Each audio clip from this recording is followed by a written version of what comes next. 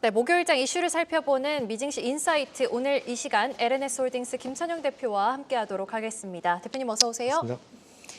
네, 대표님 어제 S&P 500이 장중에 또 사상 최고가를 역시나 예상했던 대로 찍었지만 오늘 같은 경우는 약간의 차익 매물이 나오면서 S&P와 나스닥이 좀 내림세를 보여주고 있습니다. 다우는 꾸준히 오름세 보여주고 있는데요. 또 기업 실적에 따른 움직임 좀 주목해 볼 만한 것들이 있죠. 아메리칸 항공이 꽤 큰 폭으로 좀 하락하고 있는 것 좀 참고를 해주셔야 될 것 같은데 오늘 새벽 1시쯤이었나요? 장중에 이제 트럼프 대통령이 지금 진행 중인 다보스 포럼에서 또 연설을 할 예정이라고 하더라고요. 이거를 또 주목해보면 좋지 않을까라는 생각도 드는데 오늘장 흐름 전반적으로 어떻게 보고 계시나요? 일단 이번 다보스 포럼 같은 경우는 확실히 이제 똑같이 AI가 또 되게 중요한 이슈로 떠올랐다는 그런 내용도 나오긴 했습니다. 네. 그래서 아마 많은 또 국가들이 이번 다보스 포럼을 통해서 이제 트럼프와 또 대화를 하려고 노력을 되게 많이 할 것 같고요. 아무래도 관세 가지고 좀 푸시를 할 예정이기 때문에 이런 대화들이 좀 많이 오가지 않을까라 판단하고 있습니다. 일단 이런 가운데 지금 미증시가 오늘은 조금 변동성을 좀 보이고 있는 것 같아요. 그리고 이제 내일 우리나라 증시 알 수 있는 EWI나 코르 같은 경우도 좀 변동성이 있습니다. EWI는 1%가 넘게 하락을 하고 있고 코르 같은 경우도 4%가 넘게 하락하고 있는데 일단 우리나라 같은 경우는 내일 중요한 게 이제 BOJ가 통화정책 회의를 해요.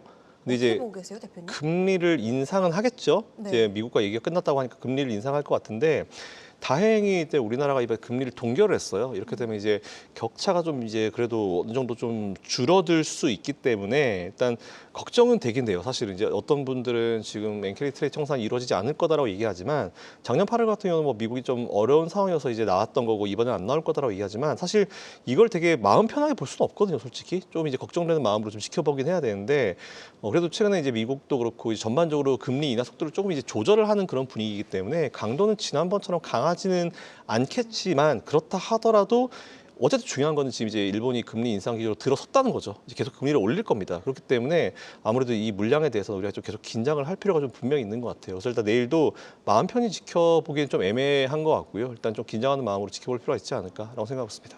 네, 알겠습니다. 자, 이제 바로 이어서 대표님과 함께 나눠볼 이야기로 넘어가 보면요.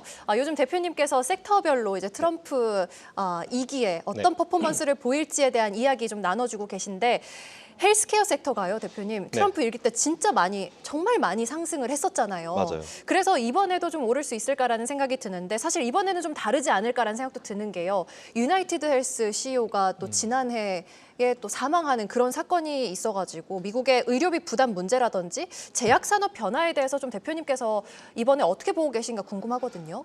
사실 뭐 사람이 사망했다는 건 되게 안타까운 사건이죠. 근데 사실 유나이티드 헬스케어 같은 경우는 잘 아시죠? 우리나라에서 이제 해외에 유학 가거나 이제 거기서 일하는 분들은 되게 많이 여기를 이용합니다. 근데 문제가 뭐냐면 여기 청구 한번 하면 되게 힘들거든요.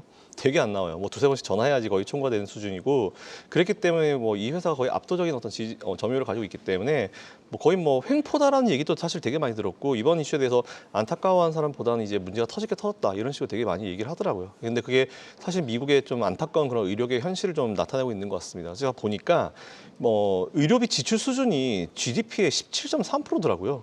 우리나라도 지금 한 2천만 원 정도 1인당. 엄청난 수준이어가지고 이게 그렇게 또 비싸면 또 보험 청구도 잘해줘야 되는데 안 하려고 노력을 합니다. 이러다 보니까 문제가 좀 발생한 것 같고 그러다 보니까 이제 트럼프 대통령도 이제 후보자 시절부터 약값 인하에 대한 부분이나 이제 의료비에 대한 어떤 부담을 줄여주겠다 하면서 그때 이제 PBM이라고 처방 급여 관리 업체가 있어요. 근데 사실 여기도 다 이런 보험사들이랑 다 연결이 돼 있긴 하거든요. 그렇기 때문에 거기에 대한 규제를 좀 하고 약값 인하라든지 뭐 아니면 중국 이외에 다른 쪽에서 공급을 가져오겠다 이런 식으로 얘기를 되게 많이 했어요. 근데 이런 딱 상황에 또 이제 우리가 연결해 볼 수 있는 거는 물론 이제 미국에 이런 기업들 투자하시는 것도 좋긴 좋지만 이제 올해 내년 내후년까지 봤을 때 이제 전 세계 블록버스터급의 이제 이 약들이 라이센스가 다 끝납니다. 이렇게 되면 이제 시밀러가 가능하겠죠? 복제약이 가능합니다. 근데 그걸 전 세계적으로 제일 잘하는 게 어디냐? 우리나라의 삼성바이오로직스 그리고 이제 셀트리온 같은 기업들이 잘하거든요. 그렇기 때문에 일단 요거는 이제 국장으로 좀 연결해서 여러분들이 좀 공부해 보시고 투자해 보실 필요가 좀 있을 것 같고 물론 뭐 유나이티드 헬스케어 같은 기업들 투자하시는 것도 괜찮아요. 근데 오히려 이제 미국의 이런 의료 섹터나 헬스케어 섹터에 투자하실 분들은 저는 오히려 ETF 쪽으로 해보시는 게 좋은데 최근에 ETF들이 너무 많이 나와가지고 제가 전체적으로 다 보지는 못했지만 오히려 이제 종목당으로 가는 것보다는 ETF로 가는 게 조금 더 유리하지 않을까, 좀 변동성을 줄일 수 있지 않을까라고 생각합니다. 생각하고 있습니다. 네.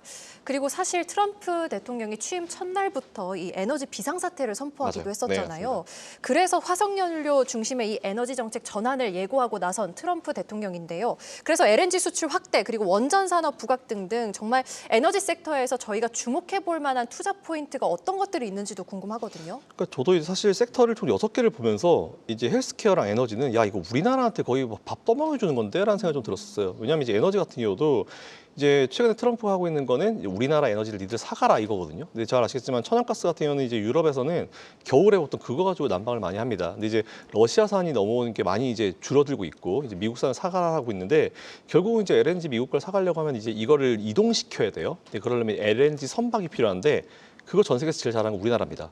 그래서 이제 LNG 선박 관련 기업들 우리나라가 좀 관심 가질 필요가 있을 것 같은데 오늘 조선주가 좀 많이 밀렸어요. 근데 최근에 조선주가 떨어지는 건 그냥 차익 실현 정도라 생각하시면 되고 트럼프가 당선되자마자 우리나라 전화에서 제일 처음 한 얘기가 대한민국 K조선의 힘이 좀 필요하다 도와달라고 얘기했어요.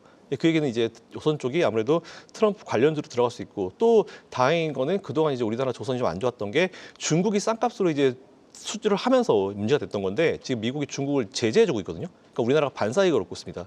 이에 따라 가지고 이제 중국과 미국이 화해하지 않는 이상 이제 조선주의 어떤 좋은 흐름이 계속 이어질 수 있을 거다라고 보고 있어서 그 부분 좀 보시면 될 것 같고 최근에 우리나라 원전 관련주들도 한번 떴어요. 왜냐하면 또 원전 SMR이나 이런 것들 잘하는 나라가 우리나라입니다.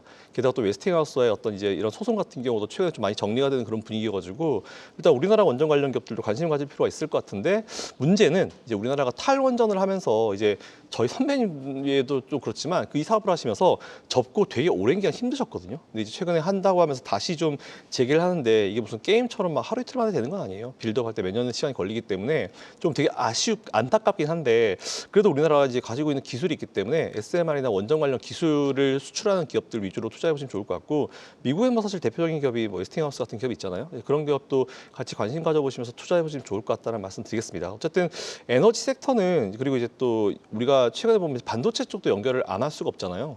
이제 반도체를 만들려고 하면은 굉장히 이제 에너지가 많이 소비가 되고 그리고 이제 뭐 데이터 센터라든지 이런 부분에도 예전에 이제 일반 데이터 센터보다 이제 AI 데이터 센터로 가게 되면은 전력 소비량이 몇 배가 나옵니다. 그렇기 때문에 에너지가 되게 많이 들어가요.